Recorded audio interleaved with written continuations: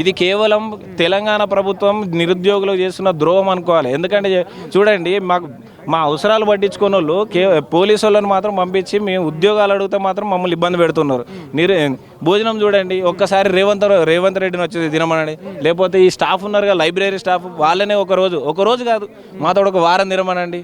మేము అడిగినప్పుడు తినాలి, వాళ్ళు అడిగినప్పుడు తినుడు కాదు. వాళ్ళు అడిగినప్పుడు మేము వచ్చి తింటాం ఈ టైంలో అంటే అప్పుడు కాదు. మేము వచ్చి అడిగినప్పుడు వాళ్ళని వచ్చి తినమనండి. ఎట్లున్నదో లైబ్రరీ భోజనం ఎట్లుంటుంది అంటే దారుణంగా ఉంటుంది. ఆ కర్రీ కూడా దరిద్రంగా ఉంటుంది.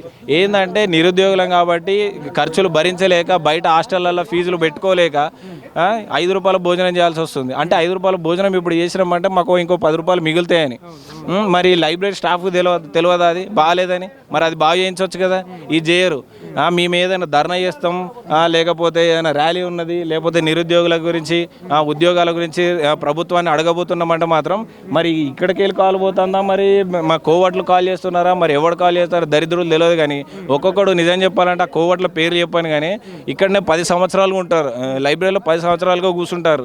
మరి ఒక్కొక్కడు మరి నిరుద్యోగుల గురించి ఉద్యోగాలు ఎందుకు వస్తలే అని అడగచ్చు కదా. కోవట్లుగా ప్రభుత్వాలకు పనిచేసి ఇప్పుడు ఇక్కడ జరిగింది అక్కడ చెప్పేసి పోలీసులు రప్పియడమో లేకపోతే లైబ్రరీ స్టాఫ్ను మచ్చిగా చేసుకొని వాళ్ళతో ఉండడమో చేస్తారు తప్ప మరి మేము 10 ఏళ్ళు అవుతుంది మరి మేము ఈడు ఉండబట్టి లైబ్రరీలో మరి ఇక్కడ నుండి చదువుకొని వెళ్ళిపోవాలి కదా, జాబ్ వచ్చి వెళ్ళిపోవాలి కానీ సోయలేదు వాళ్ళకు కూడా.